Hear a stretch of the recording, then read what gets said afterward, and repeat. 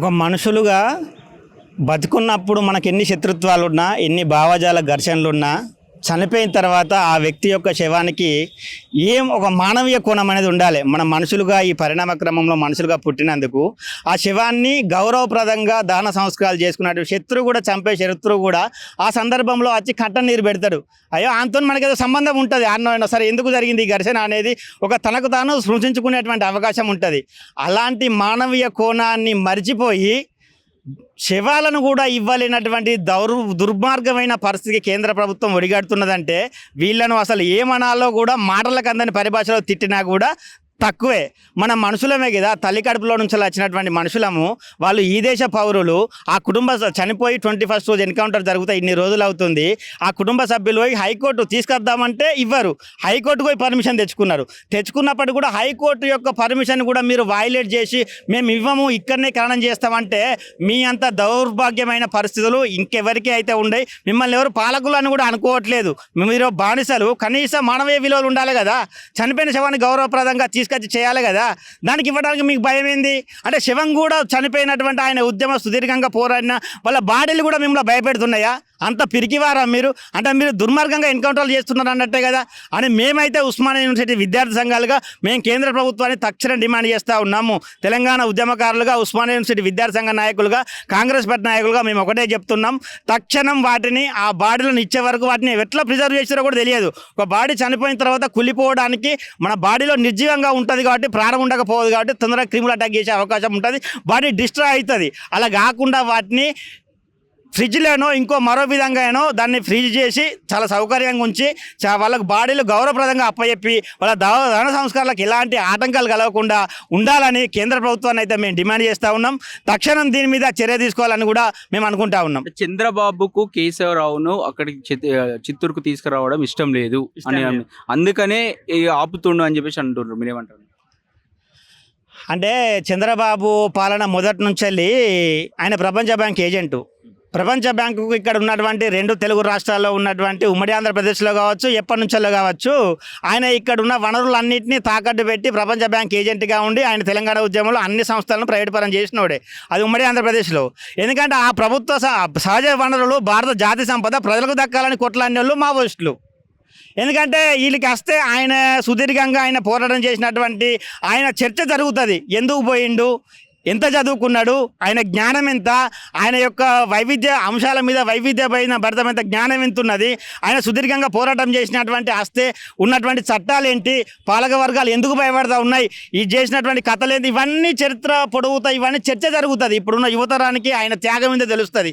ప్రజల లోపల విస్తృతంగా చర్చ జరుగుతుంది. ఇది ఎక్కడికి పోతుందో నాకు ఆయన ఇప్పుడు ఆ బీజేపీ ప్రభుత్వంలో టైప్ అయి ఉన్నాడు, అలయన్స్ లోపల ఉన్నాడు ఆయన. అందుకు అంతేకాకుండా గతంలో ఆయనకు కూడా ఒకసారి ఆయన చేసినటువంటి ప్రజా వ్యతిరేక విధానాలకు అప్పట్లో బాంబులు పెట్టి అంటే అలిపిరి లోపల ఘటన కూడా జరిగింది. ఆ పర్సనల్ గెడ్జి కూడా ఉండొచ్చు. రకరకాల అంశాలు వీళ్ళు ఎందుకు అనే క్రమంలో వాళ్ళు అటు కేంద్ర ప్రభుత్వంతో బదనాం అవుతాం, వీళ్ళు మాకు సరైన వాళ్ళు కాదు. ఈ చర్చ జరిగి ప్రజలంతా మా మీద నెగిటివ్ వచ్చే ఎలక్షన్ లోపల మాకు ఎక్కడ నెగిటివిటీ వస్తుందో, మళ్ళీ మేము ఎందుకు ఓడిపోతామో అని చెప్పేసి ఆ శవాలకు కూడా భయపడుతున్నటువంటి దుస్థితి ఆ చంద్రబాబు ప్రభుత్వాన్ని, ఆ ఉమ్మడి ఆంధ్రప్రదేశ్లో ఉన్నటువంటి బీజేపీ ప్రభుత్వాన్ని. ఇబ్బంది ఎందుకు జరుగుతూ ఉన్నది అంటే, దాదాపుగా మీకు ఒక 40-50 ఏళ్ళు పోరాటం చేసినటువంటి ఒక గొప్ప చరిత్ర ఉన్నటువంటి పంబాల నాగేష్ గారు, ఇప్పుడు మీకు ఒకటి తెలుసు, రష్యా విప్లవం విజయవంతమైన తర్వాత అక్కడ వ్లాదిమిర్ లెనిన్ గారు ఆ దేశాన్ని అధ్యక్షుడు వెళ్ళినటువంటి చరిత్ర. అదేవిధంగా చైనాలో విప్లవం విజయవంతమైన తర్వాత అక్కడ మావో జేడాంగ్ గారు ఆ దేశ అధ్యక్షుడిగా వెళ్ళినటువంటి చరిత్ర. అదేవిధంగా క్యూబా దేశంలో విప్లవం విజయవంతమైన తర్వాత అక్కడ ఫిడెల్ కాస్ట్రో కానీ చెగువేరా కానీ ఆ దేశంని ఏలినటువంటి చరిత్ర. అదేవిధంగా నేపాల్లో అక్కడ విప్లవం విజయవంతమైన తర్వాత అక్కడ ఉన్నటువంటి ప్రచండ గారు ఆ దేశానికి ప్రధానమంత్రి అయినటువంటి చరిత్ర. ఈ విధంగా ఎక్కడి నుంచి అయితే ఇక్కడ మావోయిస్టులు శాంతి చర్చలు అనేది జరిపితే, ఒకవేళ ఈ రాజ్యాధికారం కొరకు ఒకవేళ ఇక్కడికి ప్రజలకు వచ్చి ఒకవేళ వాళ్ళు రాజ్యాధికారం వెళ్తే రేపు పొద్దున మాకు పుట్టగతులు ఉన్నాయనేది వాళ్ళకి అర్థమైపోయి చిట్ట చివరకు వాళ్ళు ఏం చేస్తున్నారంటే మొత్తము మావోయిస్టులందరినీ విచక్షణ రహితంగా కాల్చి చంపేసి మొత్తము వాళ్ళు పాకిస్తాన్తో యుద్ధం చేస్తామని చెప్పి కూడా వాళ్ళు 3 రోజులలో ముగిస్తారు ట్రంప్ చెప్తే. అదేవిధంగా ఉక్రెయిన్ పోయి రష్యా పోయి మీరిద్దరు శాంతి చర్చలు జరుపుకొని మీరు కాముగా ఉండండి, మీరు యుద్ధం చేయకని చెప్పేస్తాడు ఈయన పోయి ప్రధానమంత్రి. కానీ ఇక్కడ ఉన్నటువంటి ఏదైతే ఆల్ఖైదా తీవ్రవాదులు ఉన్నటువంటి వాళ్ళు ఆ దేశం వాళ్ళు మేము భారత్తోటి స్నేహ సంబంధంగా ఉంటామని అంటే వాళ్ళతో స్నేహంగా ఉంటారు, అంటే ఒక ఉగ్రవాదులతోటి. కానీ భారతదేశంలో పేద ప్రజల తరపున నిరంతరంగా పోరాటం చేస్తున్నటువంటి ఏదైతే మావోయిస్టులు అయితే ఉన్నారో ఆ మావోయిస్టులను గొప్ప నాయకులందరినీ తుదముట్టించడం కొరకు నిరంతరంగా నువ్వు ఎవరి కొరకు అమ్ముతున్నావు? ఇది దేశానికి ఏమైనా ఉపయోగం అన్నదా? ఈ దేశ ప్రజలకు 140 కోట్ల ప్రజలకైతే ఉపయోగం లేదు కదా. నువ్వు ఏంది బహుళజాతి కంపెనీలకు అయినటువంటి పెట్టుబడిదారుల కొరకు నువ్వు వాళ్ళందరినీ చంపేసి అక్కడ ఉన్నటువంటి లక్షలాది ఎకరాల భూమిని ఆ కంపెనీలకు అప్పచెప్పాలని, అక్కడ ఉన్నటువంటి ఖనిజ సంపదలను కొన్ని లక్షల కోట్ల విలువ చేసినటువంటి ఖనిజ సంపదను దోపిడీ చేయడానికి నువ్వు వాళ్ళకు తొత్తుగా మారినటువంటి చరిత్ర. కాబట్టి ఆ తరుణంలో వీళ్ళు ఏదైతే మేము నిధులను ఈ దేశ ప్రజలకే చెందాలని, ఈ దేశ ప్రజలే ఇక్కడ ఉన్నటువంటి ఖనిజ సంపదను ఉపయోగించుకోవాలని నిరంతరంగా పోరాటం చేస్తున్నటువంటి ఆదివాసులను కానీ మావోయిస్టులను కానీ చంపి చిట్ట చివరకు కూడా ఆ శవాలను ఇవ్వడానికి కూడా మీరు ఇంత భయపడుతూ ఉన్నారంటే మీరెంత దొంగ నాటకాలు ఆడుతున్నారు అనేది మీకు ఇక్కడ తెలిసినటువంటి చరిత్ర.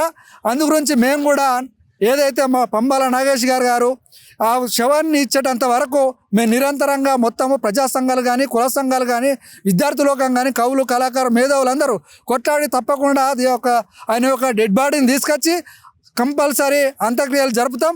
మొత్తం రానున్న రోజులలో యువతరానికి అందరికీ ఈ భారతదేశంలో విజయ ప్రభుత్వం ఏ తప్పిదాల మీదనైతే ఇక్కడ దేశాన్ని ఏలుతున్నదో యువతరానికి చెప్పి రానున్న రోజులలో ఆ ప్రభుత్వాన్ని గద్దె దించడానికి కూడా మేము నిరంతరంగా పోరాటం కొనసాగిస్తామని చెప్తా ఉన్నాం.